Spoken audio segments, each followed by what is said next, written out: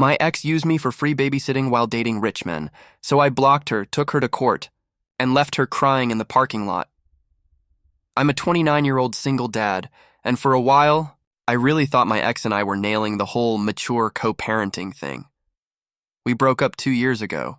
Amicably, I thought.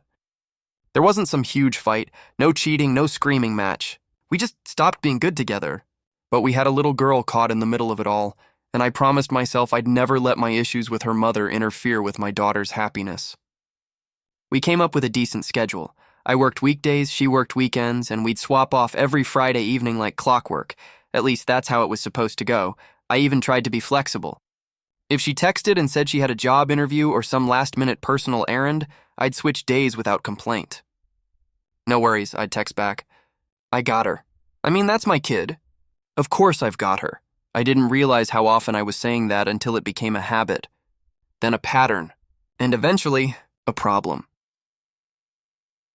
The first time she asked me to watch our daughter on a random Tuesday, I didn't think twice. Then it was a Thursday, then a Monday. Suddenly, I had her 4 days in a row, while still paying child support like she had majority custody. But every time I raised an eyebrow, she'd shoot back with something like, "You're her dad. Why are you acting like this is a burden?" That hurt because no, she's not a burden. Not even close. But something started to feel off. Too convenient. Too one-sided. I brushed it off, thinking I was being paranoid. Then one night, while tucking my daughter in, she mumbled something that hit me in the chest like a sledgehammer. "Mommy said I'm your problem now." I froze. My hand stopped mid-pat on her blanket, heart thudding in my ears. What did she mean by that? At first, I tried to give her the benefit of the doubt. "Work is crazy," she said. "I have a last-minute meeting. Can you grab her from daycare?" "Emergency came up. Can you keep her tonight?" "I'll owe you one. I didn't keep score." I never wanted my daughter to feel like a pawn in a game of tit-for-tat. But it was becoming less about co-parenting and more like she was outsourcing parenthood. The frequency of these so-called emergencies started to raise red flags I couldn't ignore anymore. She'd drop our daughter off without her school supplies. No heads up. Barely a goodbye. Then she'd show up hours late to pick her up, sometimes not until the next day, wearing full makeup, hair curled, and heels like she'd just walked off a red carpet. Once, she showed up with a spray tan so fresh I could still smell it when she leaned in for a hug.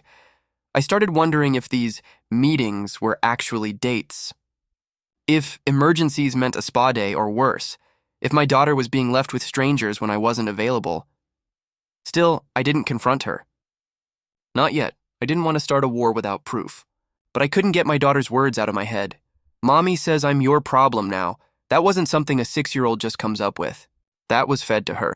Said enough times that she felt comfortable repeating it like it was normal. One evening, I was helping her get ready for bed when she said something else that stopped me cold. She said, "You'll always take me anyway, because you don't have a life." I laughed at first. Not because it was funny, because it was true. I didn't have much of a life outside of her. But suddenly that wasn't comforting. It was insulting. That night, after she fell asleep, I opened my calendar and started counting the days I'd had her this month 21, out of 28, and my ex still had the nerve to cash my child support check. Started writing everything. Down dates, drop-off times, excuses. It felt petty at first, like I was building a case against someone I once loved. But after hearing my daughter repeat things no kid should even understand, I realized I couldn't rely on my memory or emotions anymore. I needed proof. By the end of the month, I stared at the numbers on my screen in disbelief. 25 out of 30 days. That's how long I'd had my daughter. Me, the guy still paying child support as if I only had her part-time. Me, the one rearranging work shifts, skipping gym time, canceling plans with friends. She'd become a ghost in our kid's life, popping in just long enough to grab a selfie or play the doting mom on social media. Speaking of which, my sister sent me a screenshot one morning that made my blood boil. It was a post from my ex's Instagram. She was on a yacht, champagne in one hand, wearing a tiny designer bikini, next to some tanned guy with a Rolex and wraparound shades. The caption? "Work hard, play harder." Who's watching your daughter while you're playing harder on a boat in the Bahamas? I muttered to myself. Oh, right, me. Her walking, talking, rent-free babysitting service. I zoomed in on the guy in the photo. I'd never seen him before. He looked at least 10 years older than her, and rich. The kind of rich you don't get from working weekends at a salon. That night, when I picked up my daughter's backpack, I found 2 unopened Lunchables and a crushed school newsletter still from the week before. She hadn't even gone to school that week. And no one bothered to tell me I wasn't her co-parent anymore. I was her insurance policy, her fallback, her backup plan, and I was done being the fool who didn't see it. I couldn't keep swallowing it anymore. One Friday, I texted her, "Hey, we need to talk. In person." She showed up an hour late, wearing lashes and a crop top like she was headed to a club. No diaper bag, no homework folder, just dropped our daughter off like she was returning a library book. I asked her to stay for 5 minutes. She rolled her eyes but stepped inside. "I've had her for 25 days this month," I started. Calm, measured. I'd rehearsed it. She plopped on the couch like she was bored already. So, you're still taking child support like you've got her full time." She scoffed. "You're being dramatic. And she's missed school twice this week." "You didn't tell me. You didn't even send her clothes one day." That's when she snapped her gum and tilted her head, giving me that look. The one she used to give when she was about to throw the blame back at me like a boomerang. "Are you seriously keeping a scoreboard?" she asked. "You sound bitter." "I get it. You're jealous I'm moving on." I blinked. "This isn't about who you're dating. I don't care if you're with a billionaire or a barista. It's about you ghosting your responsibilities and leaving everything on me." She smirked. "If you love your daughter so much, why are you complaining?" And that flipped a switch in me, because I do love my daughter, more than anything. That's why I was complaining, because she deserved better. Because I was tired of cleaning up messes I didn't make. Because this woman, the one who used to cry about wanting a family, was now using our kid like she was an annoying appointment she could reschedule. "You know what?" I said, stepping back. "You're right. I am done complaining." I didn't yell. I didn't argue. I just walked to my laptop, opened a blank document, and started typing custody modification, evidence log, and I swear for the first time in a year, I felt something close to control. That night after she left, I sat in my kitchen with a lukewarm coffee and every legal document I could find in a dusty drawer. The custody agreement? It didn't exist, at least not officially. We had a verbal 60-40 split. No judge, no court stamp, no paper trail. Just 2 people who used to love each other, trusting that we'd be fair for the sake of our daughter. But people change, and trust dies quietly. All this time I thought I had some kind of protection. That if push came to shove, the time I was spending, the sacrifices I was making, they'd count for something. But in the eyes of the law, I was just the non-custodial parent still paying support for a custody split that hadn't existed in months. I stared at my bank statements. Every check I'd sent, every missed work shift I covered for her. Every morning I packed my daughter's lunch and braided her hair because her mom had something come up. And yet, I had 0 leverage. So I started building my own. Not out of revenge, out of survival. I made a spreadsheet and logged every single drop-off and pickup. I screenshotted her texts. "Can you take her tonight?" Emergency came up. "You're the parent too." I backed up voicemails. I saved Instagram posts and story. Highlights where she was out at rooftop bars and pool. Parties on her custody days. Even recorded short video diaries when I was too drained to type, just me talking into my phone, narrating how she dropped our daughter off in pajama pants again, how she missed her dentist appointment because mommy forgot. And I'll be honest, doing all that made me feel small. Like I was preparing for war with someone I once held through childbirth. But this wasn't about us anymore. It was about my daughter, and I was done letting silence protect dysfunction. Still, part of me held on to hope she'd realize what she was doing, that she'd course correct. But the next thing my daughter told me, that shattered every last piece of hope I had left. It was a Wednesday night, nothing special. Just the usual routine, dinner, a little cartoon time, and brushing teeth before bed. My daughter was standing on her step stool at the sink, humming while she brushed. I was half tuned out, scrolling through emails on my phone when she said it like it was the most normal thing in the world. "Uncle Rob bought me a toy car today." I paused. "Uncle who?" She shrugged, foamy toothbrush still in her mouth. "Uncle Rob, he's really funny. He let me eat chips on the couch and watch TV in Mommy's bed." My stomach sank. "When did you see Uncle Rob?" When Mommy had to go to the hair place. He was there when I woke up too." I crouched down beside her. "Sweetheart." "Is Uncle Rob your mommy's friend?" She nodded. Yeah, he sleeps in her bed when I'm there. Sometimes Mommy says I have to be quiet 'cause he's tired. She said it so innocently, so matter-of-fact. Like this wasn't some giant red flag waving in my face. I couldn't breathe. This wasn't just about irresponsibility anymore.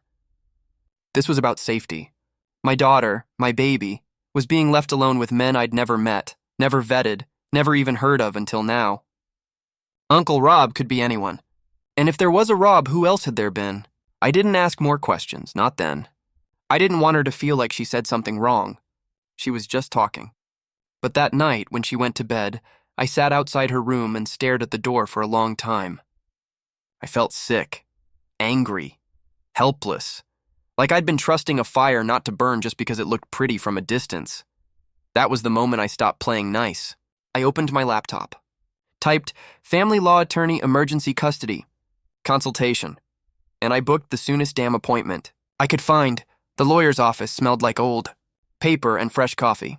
I sat in a leather chair across from a man in a gray suit who looked like he'd seen every ugly version of family there was. I slid the folder across the table, my printouts, calendar logs, screenshots, time-stamped messages. It felt like handing over a piece of my soul. He didn't say much for the first few minutes, just flipped through the documents with a furrowed brow, occasionally muttering or tapping a note into his legal pad. Then he looked up. "Let me get this straight," he said. "You've had your daughter for 25 out of 30 days this month, and this has been going on for how long?" "Almost 3 months," I said. "Sometimes more. And you're still paying her child support based on a 60-40 split?" "Yeah." He leaned back in his chair, crossed his arms, and said something I'll never forget. "You're not the babysitter. You're the primary parent." It hit me like a punch of truth, because that's exactly what I'd become, but I didn't even realize it. I wasn't just helping out. I wasn't picking up slack. I was carrying the whole damn weight while she was off sipping champagne on someone's yacht. He went on to explain that I had a strong case, not just for full custody modification, but to revisit the financial terms, especially if I could prove she was neglecting school attendance and leaving our daughter with unrelated adult men. I nodded, holding back the shake in my hands. For the first time in months, I felt something crack open inside me, a flicker of control, of justice. He handed me a checklist. What to document next, what forms to gather, what court dates to expect. "I've seen moms and dads pull this stunt," he said, "but the courts don't like weaponized parenting. Keep your head clear and don't let her know you're moving until the papers are filed." I left his office clutching that folder like a lifeline. Because now, I had a plan, and I wasn't walking into this fight empty-handed.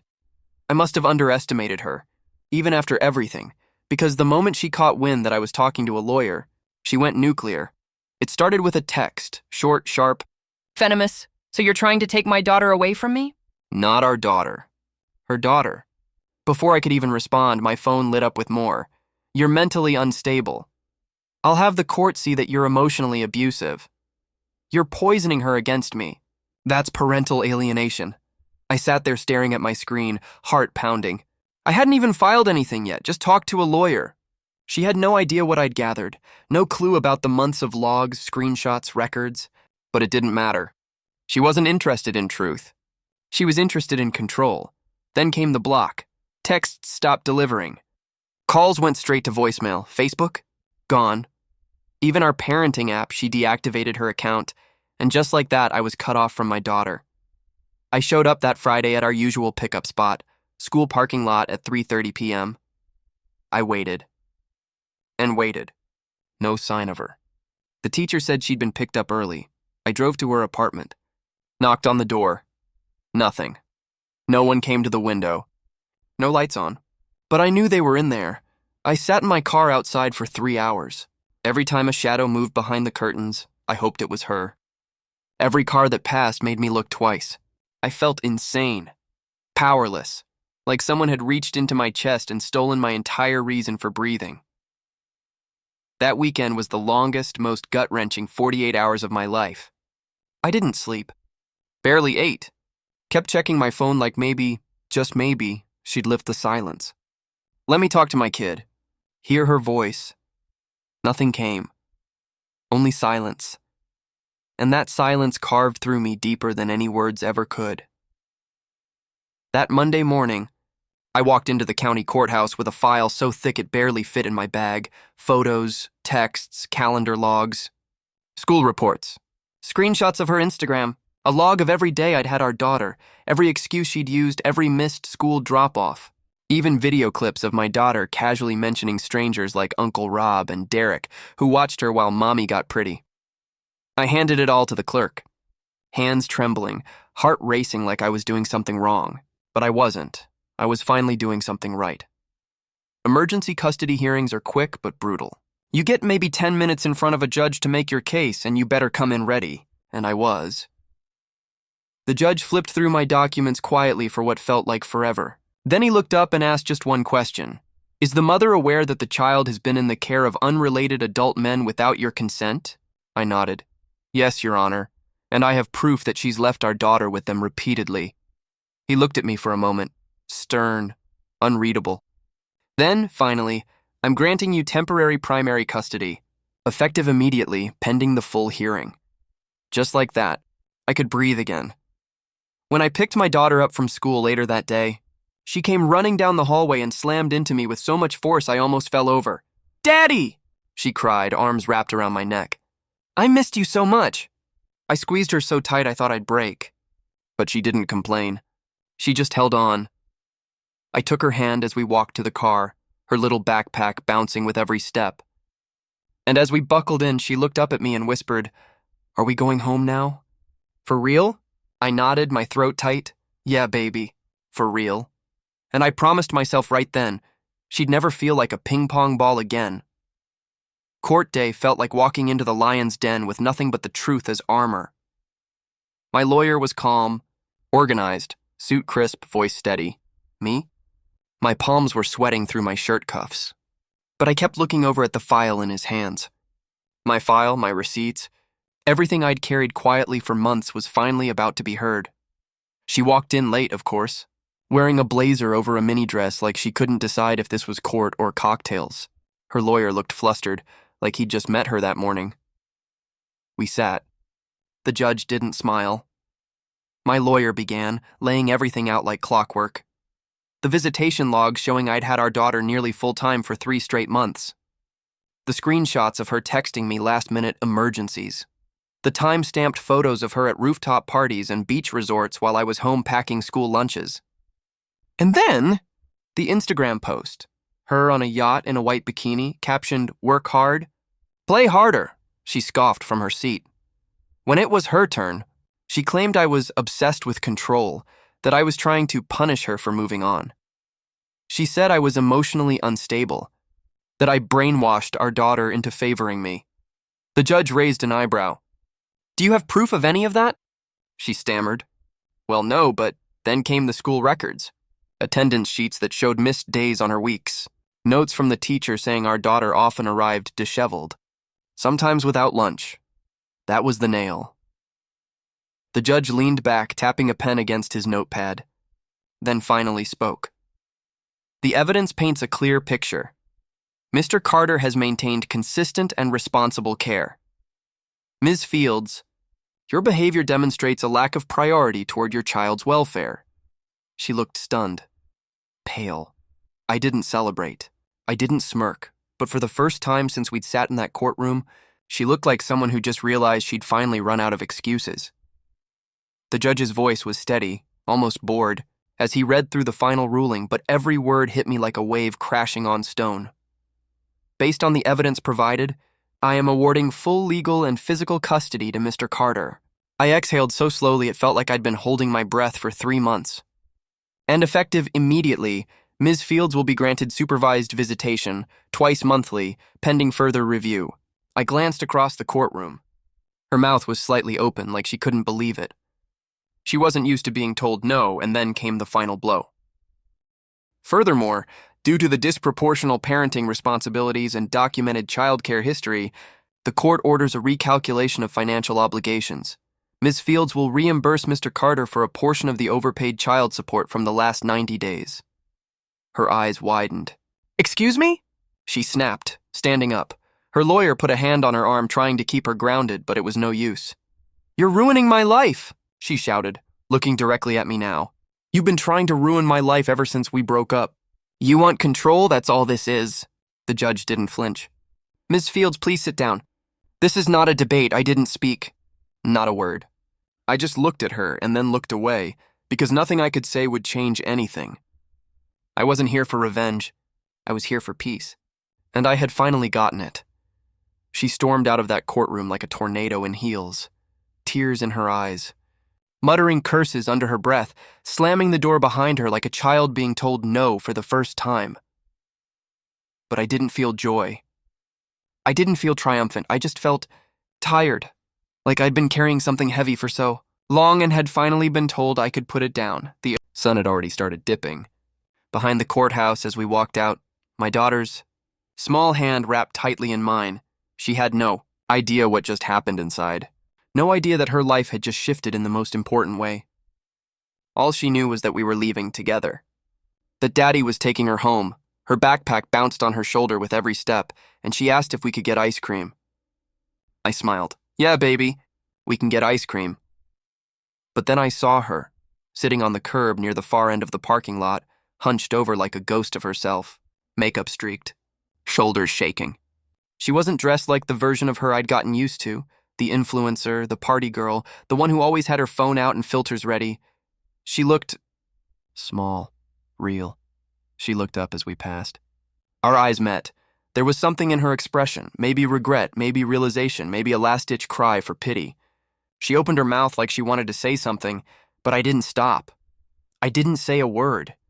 Because you don't get to use someone like a tool and then cry when the job's done. You don't get to risk a child's safety, lie about emergencies, weaponize custody, and then expect comfort when the consequences finally catch up. She didn't lose custody because of me. She lost it because of the choices she kept making, even when no one was watching. My daughter tugged on my arm. Daddy? I looked down and smiled. Yeah, baby? Can I get chocolate and strawberry mixed? You can get whatever you want, I said. We've got time now. And as we pulled out of the parking lot, I didn't look back, because I wasn't carrying that weight anymore. No more guilt. No more silence. No more playing nice, just me, my little girl, and the kind of peace that doesn't need to prove a damn thing to anyone.